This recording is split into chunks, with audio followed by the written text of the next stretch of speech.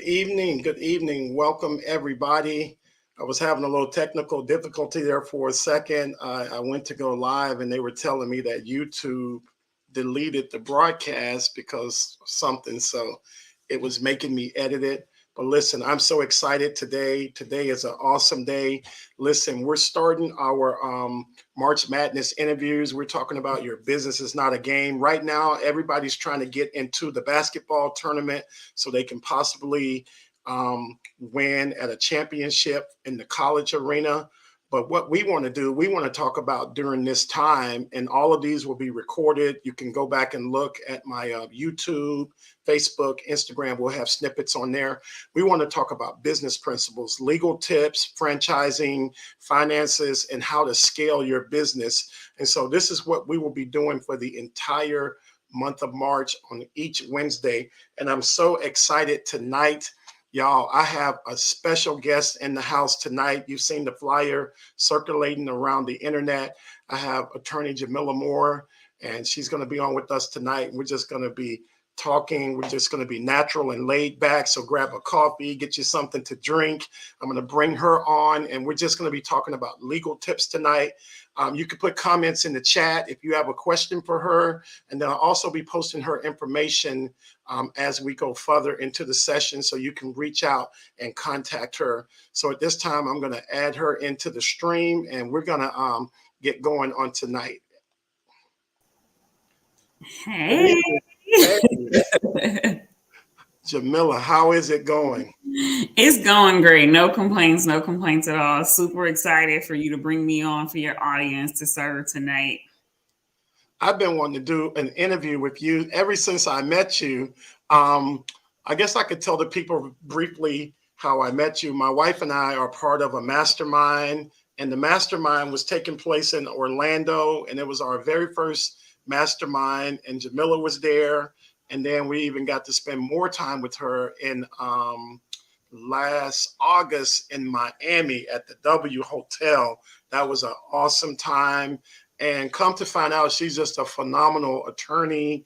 If you want to be protected, if you want to be legal, you don't want to look, you know how they say you're riding dirty when you don't have your driver's license? Look, if you want to be legal and have your business set up the right way, this is the lady that you need to be talking to. So this is why I wanted to kick off the March Madness interviews with you, because before we do anything, we've got to get our documents in order. And I feel like sometimes as business professionals and business people, we want to do everything else but pay the attorney. What do you think about that, just off that statement?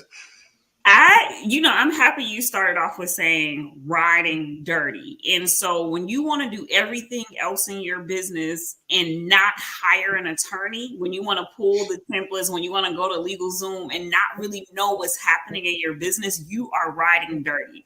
Can I paint a picture for everybody? Okay, let me paint a picture. So let's just say you go out there and you get your dream car. It's that Rolls Royce, it's that Bentley, it's whatever it is. When you get that car, are you going to get that car uninsured? Are you going to get it somewhat insured? Or are you going to get it fully insured? Right? You want to make sure that if something happens to your baby, that it's okay, because I can take care of them and I can make sure my baby can come back to me the right way. And so when you are operating a business, you need to make sure you have an attorney involved, because you want to make sure your baby is taken care of. For sure. I'll never forget. There's a gentleman here in Orlando. He has a company. They sell detailing supplies. So he said, Anthony, he's from Riyadh. Riyadh, am I saying it right? Saudi Arabia, Riyadh, next to Dubai, Riyadh. Okay. So I'm pretty sure that's the name of it. But anyway, he went home because he's trying to get his products into that country. And so he calls me. He said, Anthony, he said, man, I know you're doing fine. He said, I know your business is doing great. You're making money. He said, but are you in Saudi Arabia? I said, nah, man. I said, why? He said, he hung up. He said, I'll call you right back. So he calls me back, and someone has stolen my logo, the logo that's up here on the top of the screen. Someone had went to Facebook, and I talked to the guy, and he's taken my logo, switched the name, and put Mr. Wash on there. And so what do we do in those instances? How do we know? I mean, I would have never known that someone was using my logo in another country. So what do you recommend for people? Because I know we're going to talk about a few things tonight, and then people can contact you. But as far as getting the business established from the get-go, how do we protect our logos? Like, what are the first things that we need to do? You know, when if someone calls you after this interview and set up a session, what does that look like? Yeah. So one, I want to say that though I am an attorney, I am not your attorney. I am not giving you legal advice, nor do I have an attorney-client relationship with anyone who will hear this. I'm just sharing my opinion and general information that relates to the law. If you are starting your business, one, you want to make sure you have your contracts in place. Two, you want to make sure that you have protected your intellectual property. And three, you want to make sure that you have the right things in place to protect your business, your profits, and your brand. So let's take the example that you use where someone just took what you had and made it their own. Well, that comes to play when you haven't protected your brand and your business, which affects your profits. I know a lot of times we see people talking about, oh, trademark this, trademark that, but trademarking is important. And the interesting thing about your situation is that we can trademark with the United States Patent and Trademark Office. So that gives us protection in America. But if we want worldwide protection, we have to use the Madrid Protocol process. Wow. I probably need to contact you about that myself. Because they said that's international, right? Yes. And see, I remember when I was in Korea in the Army, the Korean people, and they would put Nike, Adidas on any garment. And I'm thinking, this can't be legal. You can't just be sticking a Nike logo on any bag, any purse, and then selling it to me. You know, it's and the shoes, they're just making Nike shoes, making Nike. And I'm like, this can't be legal. And so I know Nike's not going after them. Like I didn't go after that gentleman because it's so expensive to go after everybody. And so what would determine if I wanted to go after someone like that? Like, what do you think would be an instance? I guess maybe if they're tarnishing the brand. I think that low key, mid key, high key, you want to go after them just to set a precedent that with my brand, it is my brand. Right. And you want to make them aware, but it's tricky because that was an international situation, but I will just speak to a national situation, which is the United States. I would say that, yes, you want to go after them, but when you own a trademark, you always have to be searching periodically to make sure that no one is infringing upon your rights. And you want to do that because if they are, they may owe you money for infringing upon your rights. And so sometimes we think of trademark as protection, but trademark is protection and profits. Because if you play with me the wrong way, then you have to run to me your profits. So another example is I have a webinar that I host 2 times a month called Structure for Wealth to help out entrepreneurs to make sure they know exactly what they need to be doing in their business from a legal standpoint. And I wanted to call that webinar Protect Your Profits. Well, I went and did some research, went and did a trademark search and realized there is someone that owns Protect Your Profits for legal educational services. So had I had gone forth, any money that I make from Protect Your Profits, if I'm found out, then I'm on the hook for the money I made. I'm not in the business of losing money. Are you in the business of losing money? Oh, no. I'm a for-profit business. I want my year-over-year margins to grow, preferably 16% or more. And that's why we have Paul coming on, y'all, in 3 weeks. Paul Jervy is going to be talking about finances, but I'm in business to make money. And so I don't want to infringe. And so can you explain also as an attorney, I see on different brands, there's a C and there's a R. What does that mean? Some people might not know. No, that's really good. So I'll add another one too, the TM. So C means that you have copyright protection, and those are like digital works and print works like books, audio, songs, poems, things of that nature. But then when you get into the trademark, that's really your name, your slogans, maybe even just a tagline for a business.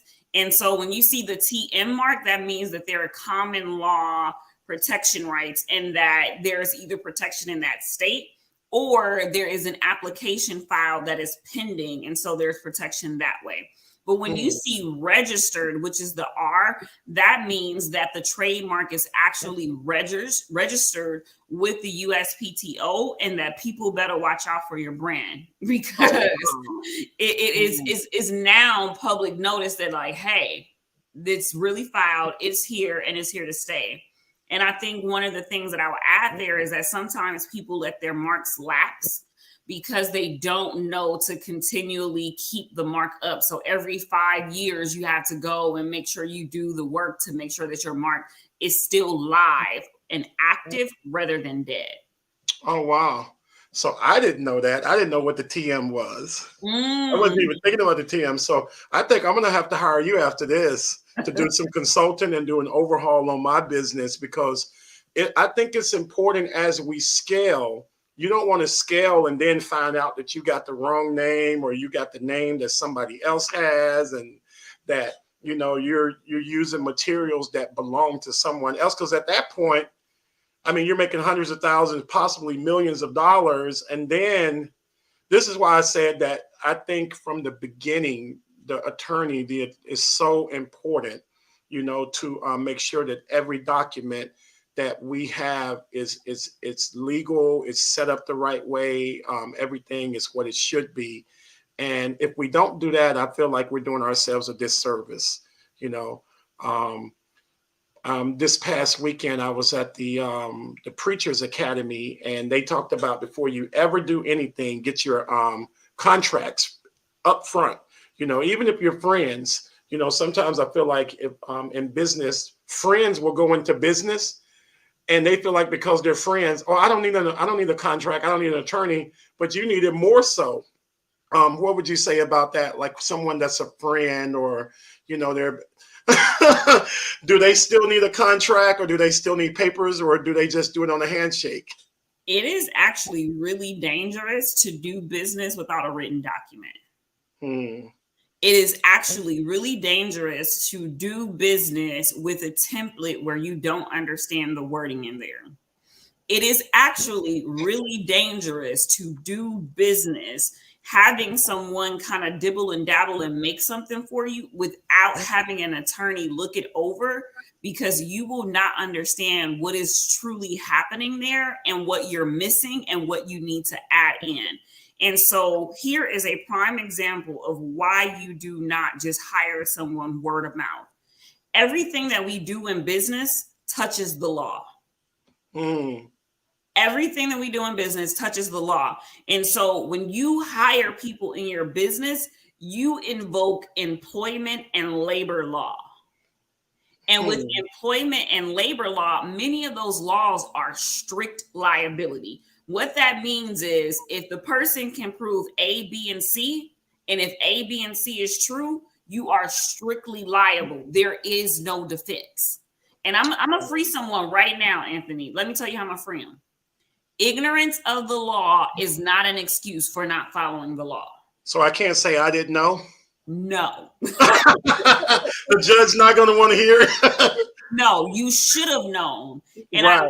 We have a client right now who's like, this person is saying there were unpaid wages. Well, if they can prove that there were unpaid wages here in the state of California, it's a wrap. You either have to settle, and if you take it to court, you don't want the judge to go in and tell you what you have to pay and have all of the penalties and things of that nature. Wow. So, hey guys, listen, are y'all enjoying this on tonight? I see people coming in and out of Facebook. If you have a question for Jamila, you can put it in the chat. I'm watching the chat here in StreamYard. So if there's a question that you have, if it's something that's within her wheelhouse, she would do her best to answer it. And then at the end of the night, or here, you'll have the opportunity to contact her, set up an appointment and consult with her if you need to. I know a lot of people right now during this season are looking at starting their business. And like I was saying before, the reason I brought her on first, you can't jump into business without knowing the legalities. You can't jump into, I don't know the forms. I don't know how. Listen, a lot of the stuff that I did it on my own. I did it and I was winging it, and then I got help later. But during this day and this time, you want to be legal from the very beginning. You want if you're setting up an LLC, a S Corp or C Corp, how do you know which one you need? You don't know. So you have to figure out the proper structure. And this is where she can help you. Right now, they're talking about with this recession, and I think we're already in a recession, but the Fed was on yesterday. He was on today, and they're talking about 7% unemployment. So people, we need to start thinking, what can I do to support myself? What can I do to support my family? And this is why we say March Madness, your business is not a game. You've got to create something. And it starts with mindset. So Jamila, can you tell us the mindset you were in when you started saying, I want to be an attorney? Because that's a whole nother, it's different from any other job, I would say, because you got to go to school. You get sworn in. Don't they swear you in like a police officer? Yeah. Your license can be, isn't there a license that you get or what is? Yeah. So you can be like shut down. So what was the mindset? Because, in our mastermind, Darius always talks about mindset, skill set, toolkit. So you had to have the mindset first to even say, I want to do this. And sometimes I feel like attorneys, you're serving.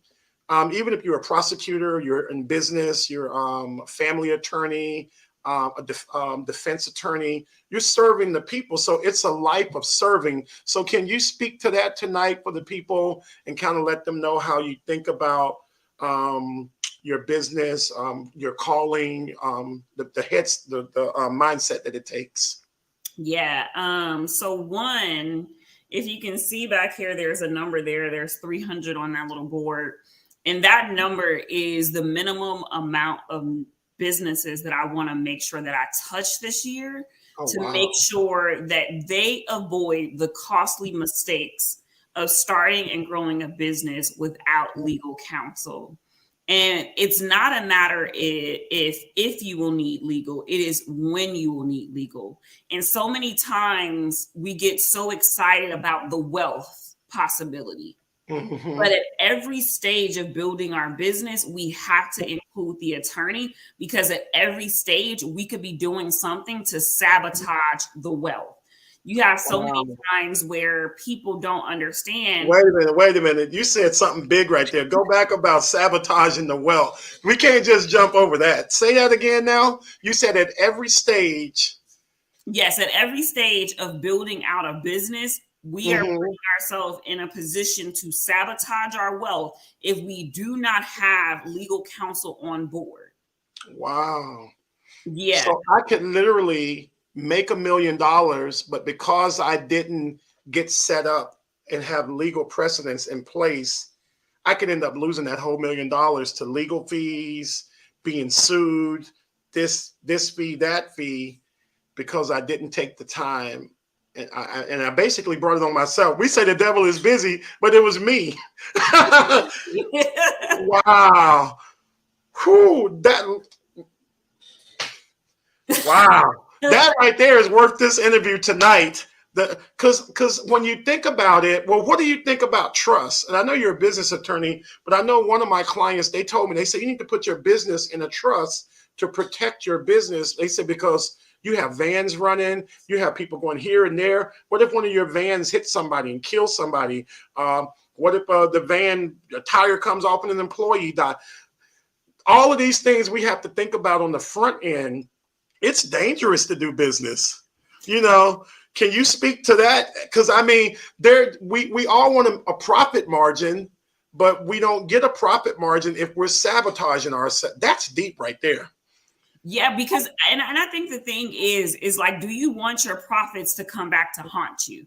That's really the thing that you have to think about when you decide not to involve legal counsel. Because if you don't, then your profits will come back to haunt you like years down the line. You're like, wait, you want to come for my million now? Wait, you want to come for my 100,000 now? But it's the thing that you didn't have the right insight and foresight.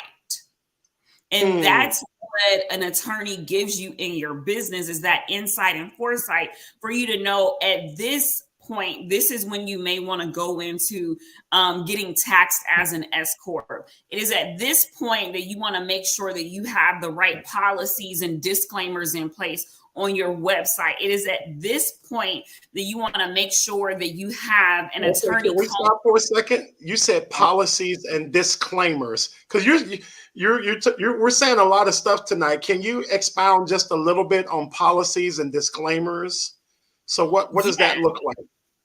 Yeah, so I'll speak first to a policy. So a lot of businesses are so excited to, grab their first few customers that they don't realize that they actually need to have basically the rules of engagement of what it means for you to do business with my business. So how do you go about getting a refund?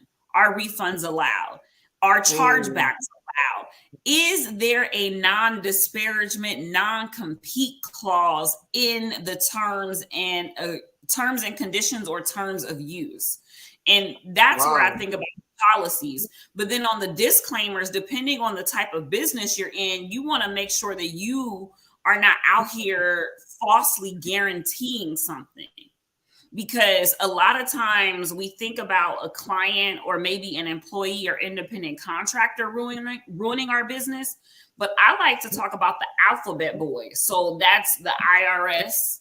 That's our state and federal municipalities, where they could look at you and say, you've broken this consumer protection law. You've broken this privacy law. You've broken this marketing and advertising law. And so now we are suing you. You don't have an individual suing you. You have the government suing you because you did.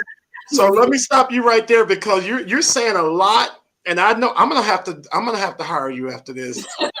As you're talking, I see cracks, and this is why I wanted you on first. I'm hoping that when people see the YouTube, the LinkedIn, the Facebook, wherever they see this, if they're in business, they'll be like, "Wow, I need to fix that. I need to fix this. I need to call Jamila. I need to call whoever, but I need to get this right."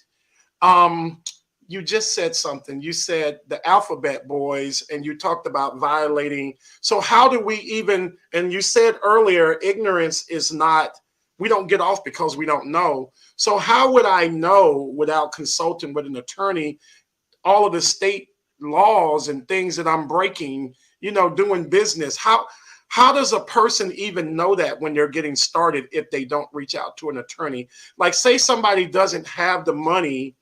And I feel like now, knowing what I know, being in business 22 years after I got out of the military, I feel like if I'd have went back, hired an attorney, did my branding, even if I started late, it would push me so much further down the road. I remember when we first got started, we were giving people the full sheet of paper as advertising with our rates and stuff. And you never get a second chance to make a first impression. But how would somebody know? Like, is there somewhere like they say, hey, well, I hear you guys. I like to hire an attorney. I want to get started. Maybe they've just been laid off or something. Is there a place they can go on the internet and find this stuff out? Because I didn't know any of this, and I just got started. I just jumped out and just took off running and did my business. Yeah, I think, we're in an information age where we have Google, we have Chat GPT, GP Chat, whatever it is, all this. Chat GPT. So you can ask the internet questions like, what are all of the legal things that I need to think about when starting a business? But again, that's just general information, and you don't have that personalized information for your business.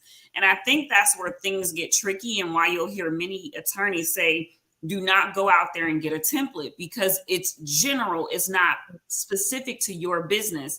And when it's not specific to your business, you again put your profits, you put your brand, and you put your business on the hook. It literally takes one mistake to shut down everything.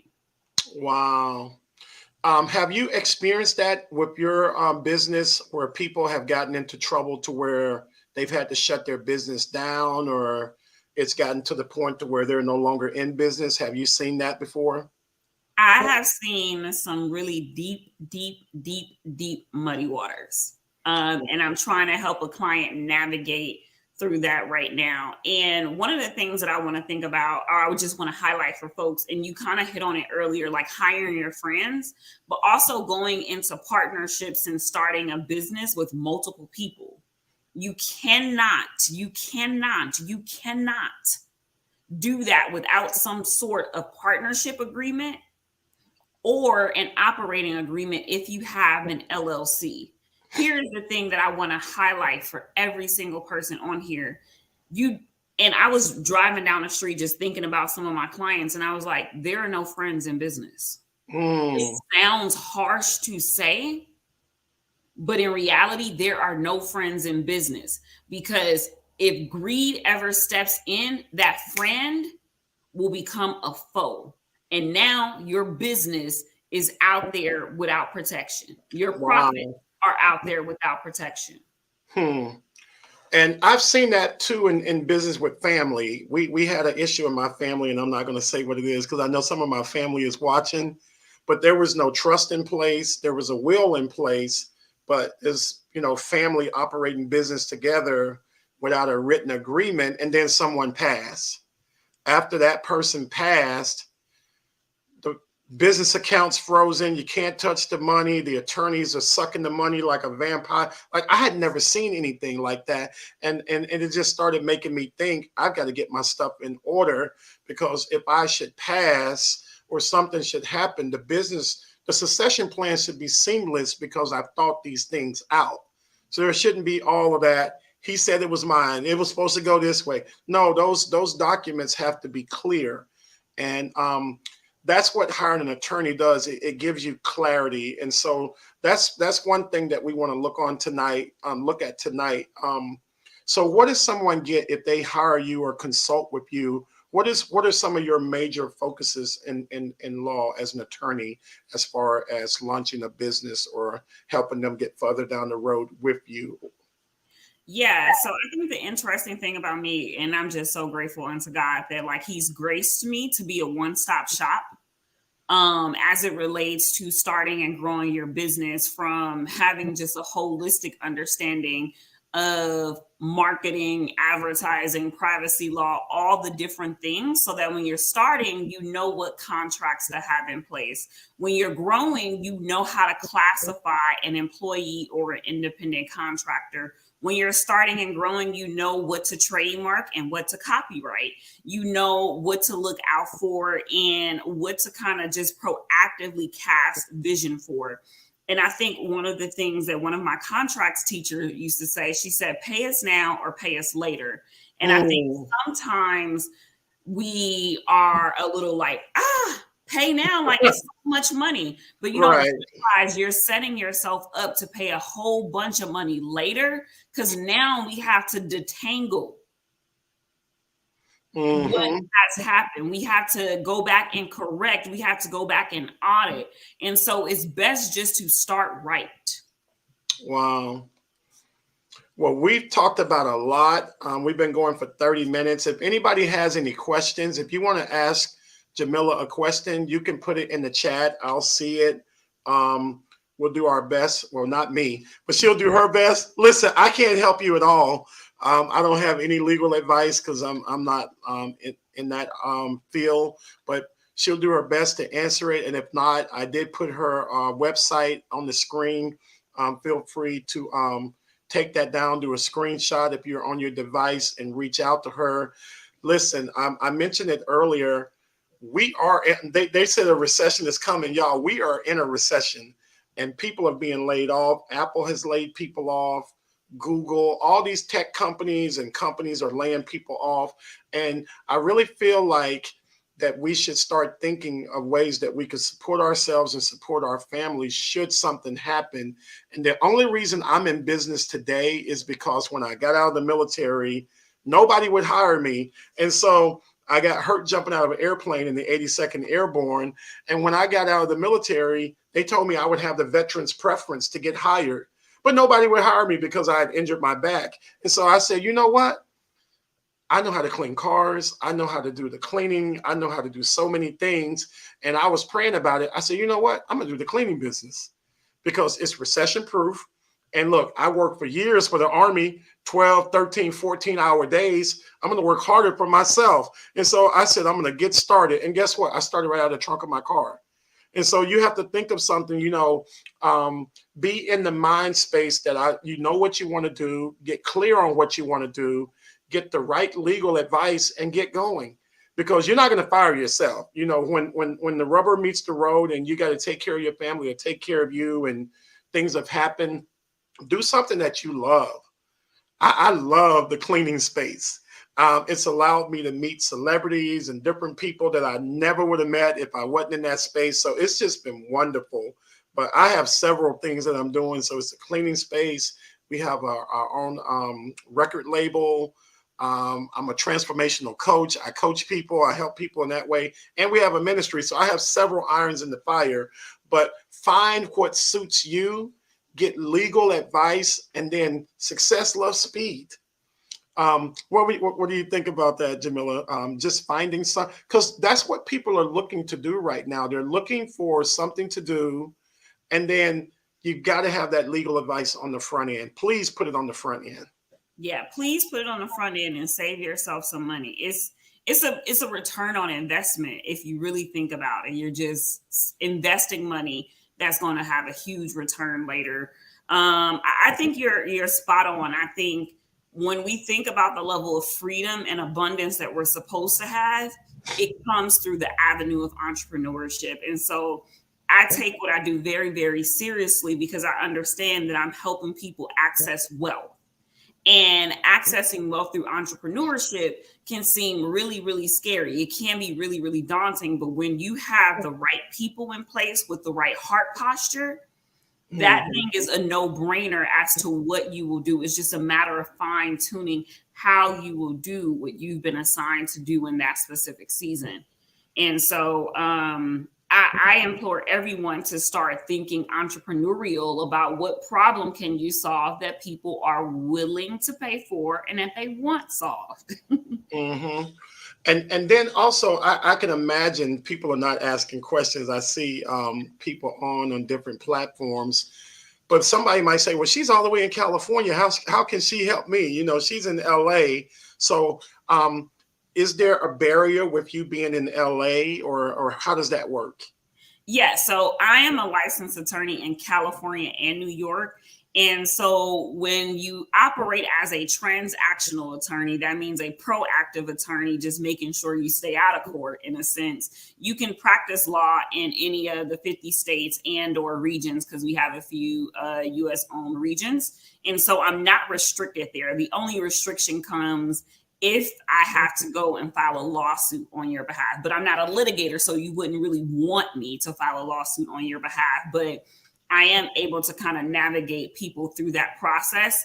You talked about things that I do, like I just had to send out a demand letter for someone who thought that they could just run away from my client's company. Like, no. And it's like, I'm so sweet, I'm so warm, I'm so welcoming, but take advantage of a business owner. And you will see the wolf of California come out. Like, don't play with people. Like, she set you up with a great opportunity, and you're going to take $20,000 away from her profit margin? Nah, not on my watch. Wow. And there's another question I had. So if you said you're a transactional attorney, can you break that down a little bit for the people in the back? Because I'm not even sure what that is. So I know when we're like, I see some people on the corner and they're doing transactions and passing back, but I don't think that's what you're talking about. Yeah. No, it's really so. There's transactional attorneys and there are litigating attorneys, and the litigating attorneys, those are the ones that when things go bad, or they want to set things up, they go to court or they go to arbitration or they go to mediation. Transactional attorneys proactively work with you from a contracting space, from like a legal knowledge space, to make sure that you're adequately secured and protected in various areas. So someone will look at me and see that I am a business attorney, and intellectual property, which spans across trademark and copyright. I don't do patents.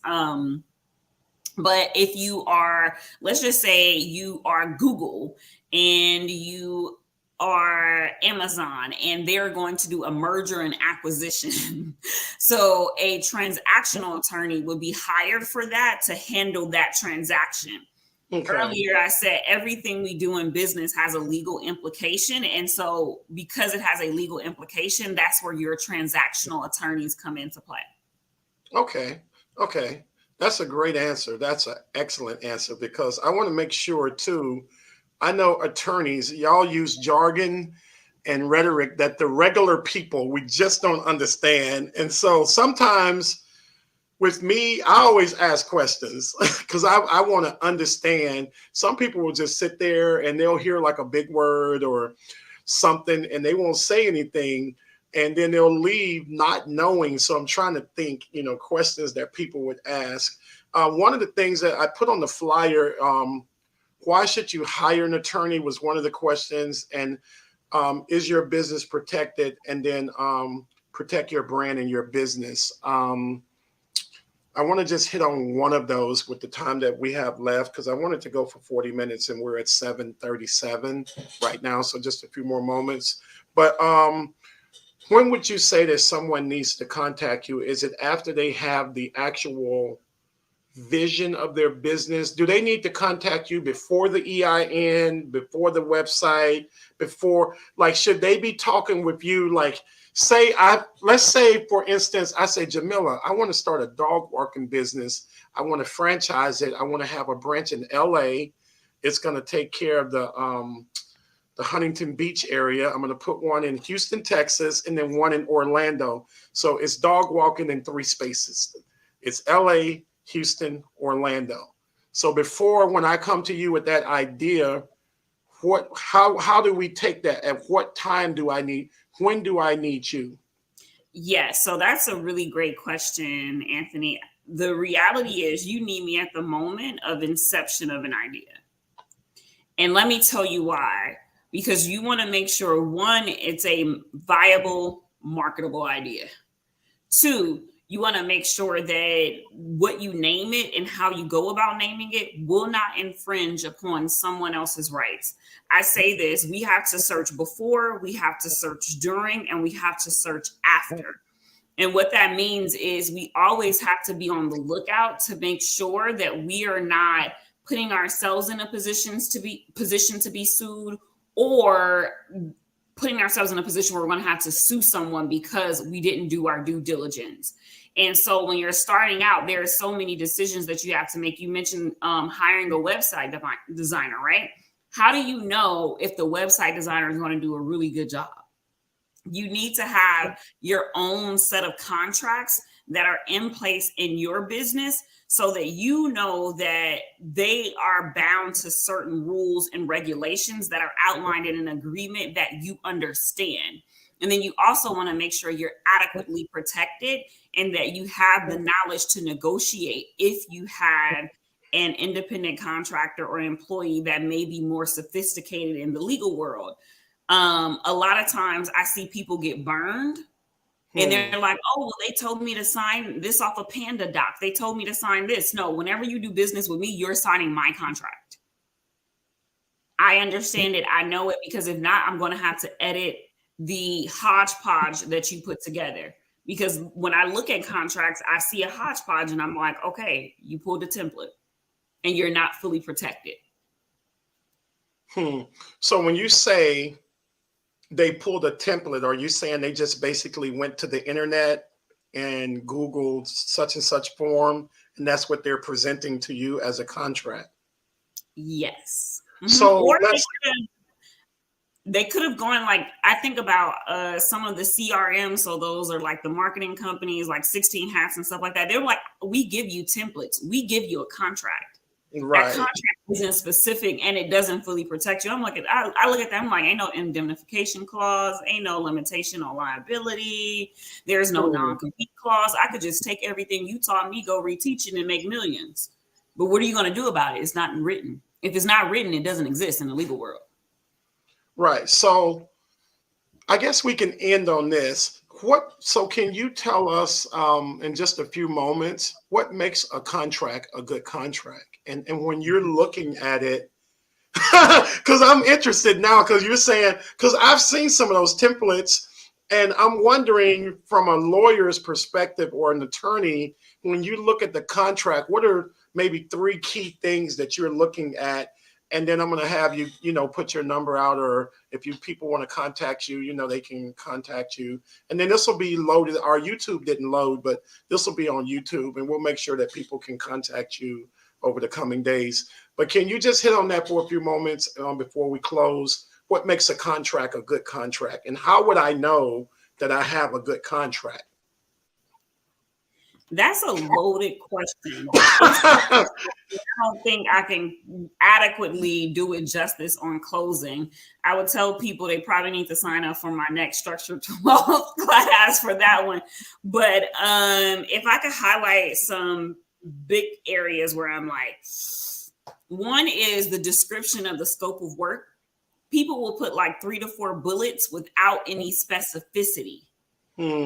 If there's no specificity, if there's no timeline, then there isn't really anything that the person is supposed to render besides, so let's just use the website for an example. I'm going to do a 3-page website with 5 frames on each page. Mm-hmm. How many revisions do you get? At what point do we call the website complete? When are payments due?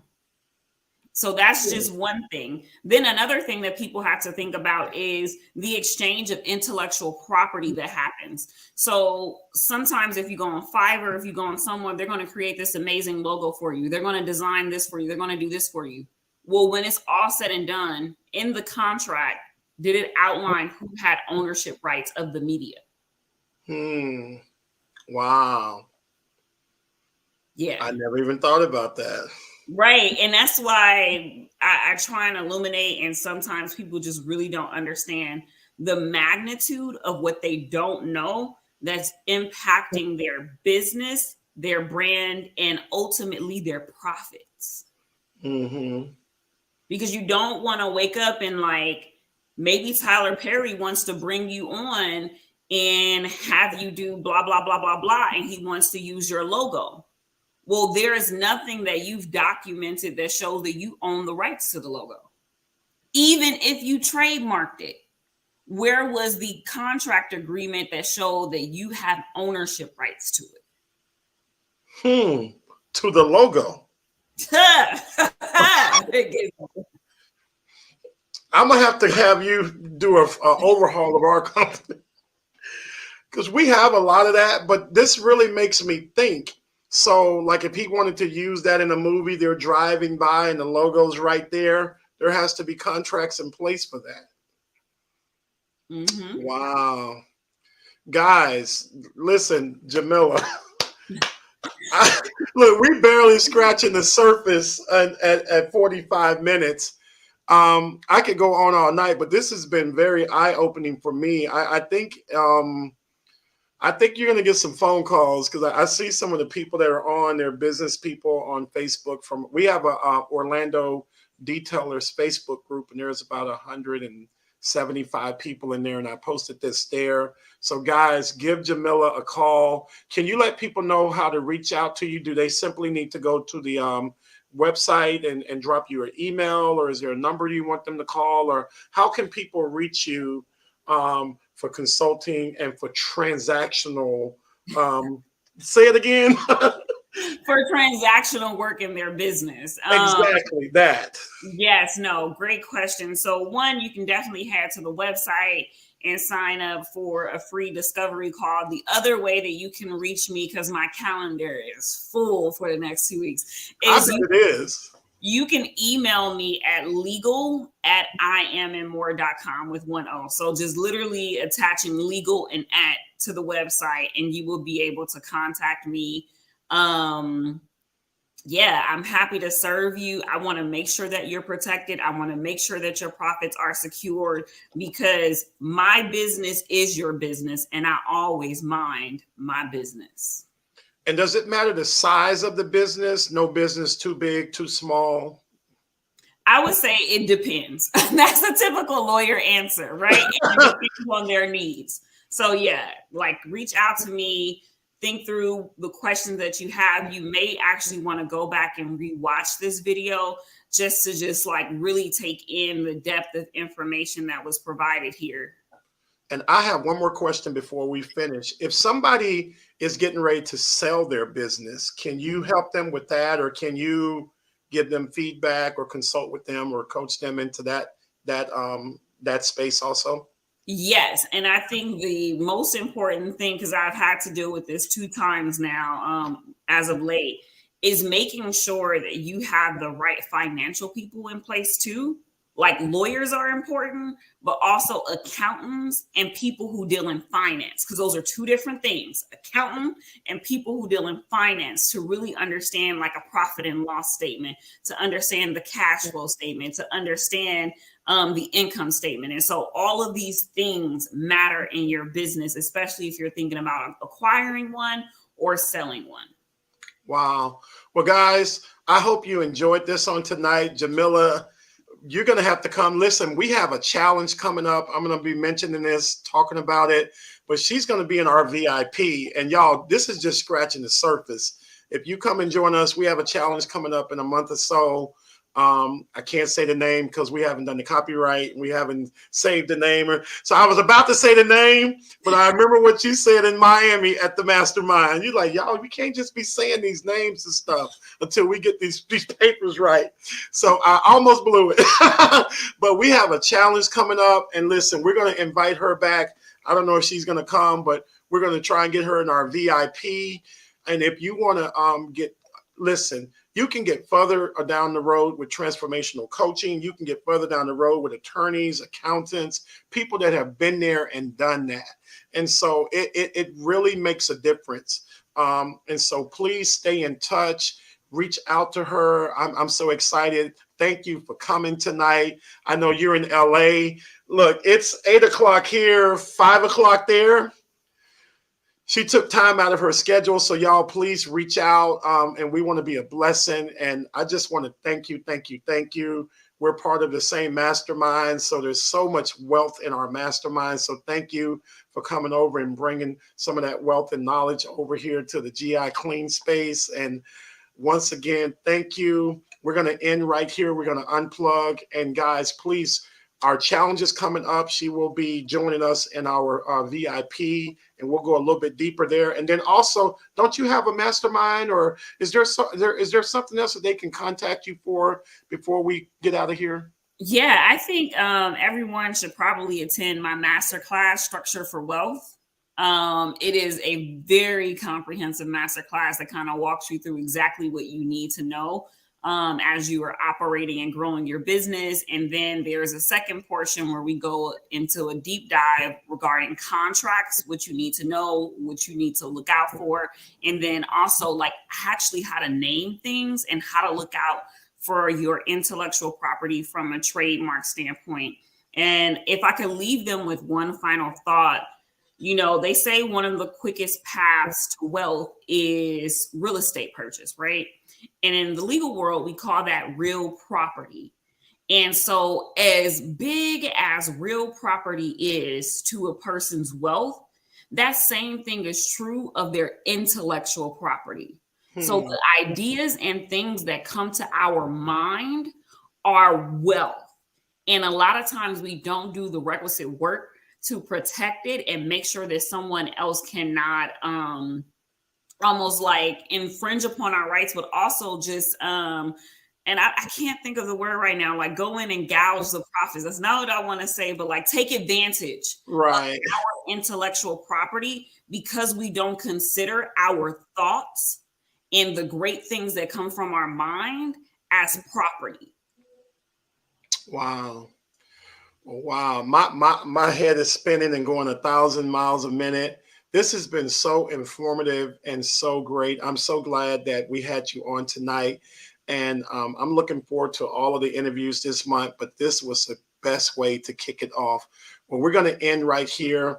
If you're coming in late, go back and watch the entire thing. It will be up on our YouTube channel, and we'll see if we can get Jamila a copy too to put on her channel or some snippets or something. But thank you. We're going to unplug here, guys. Y'all have a good night from Anthony and Jamila. March Madness interviews. Your business is not a game. Please take it serious and reach out to Jamila. Have a good night. Take care.